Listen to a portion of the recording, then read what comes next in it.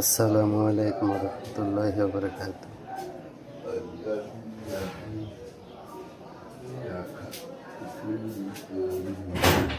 মেরা দোস্ত বুজুর্গ বন্ধুগণ, এই যে নকশাটা দেখতেছেন, আমি আগেই বলছি ভাই, আমি যা দেব সব ভয়ঙ্কর গুলো দিব,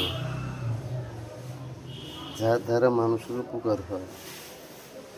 ভুংবাং জিনিস দেয়া, ভুলভাল জিনিস দেয়া মানুষের বিভ্রান্তের ভিতর ফালায় কোনো লাভ নাই। এই নকশাটা আপনার উপরে গিয়া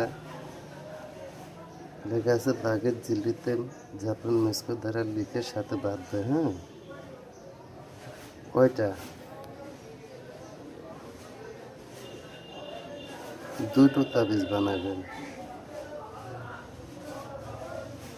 একটা তাবিজ নিজের সঙ্গে রাখবেন, আর একটা তাবিজ নিজের ঘরে চার কোণার এক কোণায় কিংবা ঘরের মাঝখানে গাড়া দিবেন। ইনশাআল্লাহ তাআলা যতদিন বাচ্চা থাকবেন ততদিন ঘরের দোষ মুক্ত থাকবে। মানে ঘর হেফাজত, নিজের শরীর বন, সর্বদিক দিয়ে সর্ব কাজে জয়।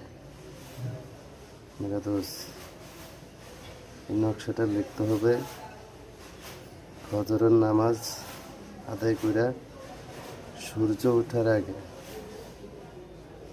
সূর্য ওঠার আগে এই নকশাটা লিখবেন। দুটো নকশা লিখে